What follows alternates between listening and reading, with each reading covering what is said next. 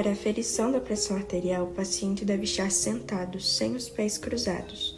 O braço deve estar desnudo e relaxado. Solicitar que ele evite falar ou se movimentar durante o procedimento.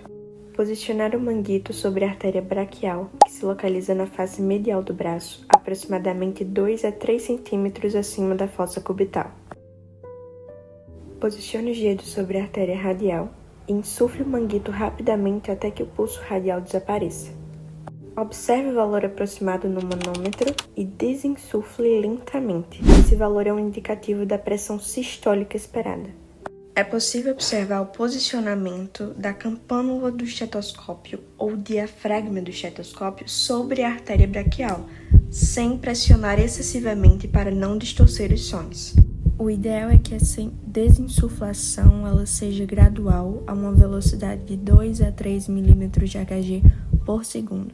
O primeiro som audível corresponde à pressão sistólica e o desaparecimento dos sons corresponde à pressão diastólica.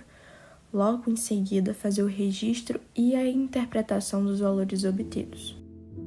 Caso necessário, repita a aferição após 1 a 2 minutos, trocando o braço ou reajustando o manguito.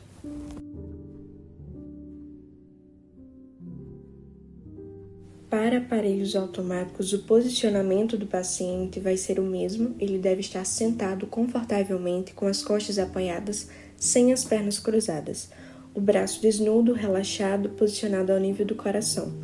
E solicitar ao paciente que ele evite falar ou se movimentar durante o procedimento. Basta ativar o dispositivo e aguardar sua leitura. Ao final, pode-se observar que a pressão sistólica é o valor mais alto exibido no aparelho, a pressão diastólica vem logo em seguida e a frequência cardíaca é o último.